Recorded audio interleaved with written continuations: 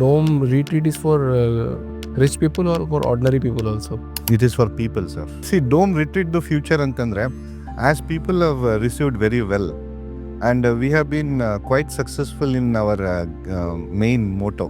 ನಮ್ದು ವಿಷನ್ ಏನಿತ್ತು, ಈ ಜನರನ್ನ ಈ ಒಂದು ಪಂಚಭೂತ ಎಕ್ಸ್ಪೀರಿಯನ್ಸ್ ಅನ್ನೋದು ಕೊಡೋದಕ್ಕೆ ನಾವೇನ್ ಮಾಡ್ತಿದೀವಿ ಅದು ಚೆನ್ನಾಗಾಗಿದೆ.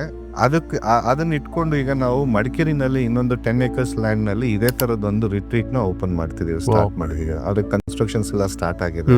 ಅಲ್ಲಿ ಆಲ್ ಟುಗೆದರ್ ಒಂದು 46 to 47 ಕಾಟೇಜಸ್ ಬರುತ್ತೆ.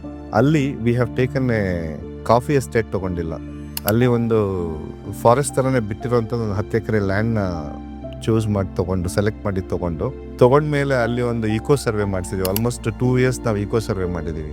ಈಕೋ ಸರ್ವೆ ಅಂತಂದ್ರೆ ಅಲ್ಲಿ ಯಾವ ತರ ಫ್ಲೋರಾ ಫೋನಾಸ್ ಇದೆ, ಮತ್ತೆ ಯಾವ ತರ ಪಕ್ಷಿಗಳು ಪ್ರಾಣಿಗಳು ಯಾವ್ಯಾವ್ದು ಬರುತ್ತೆ, ಯಾವ್ಯಾವ ಸೀಸನ್ ಅಲ್ಲಿ ಯಾವ್ಯಾವ್ದು ಥ್ರೈವ್ ಆಗುತ್ತೆ.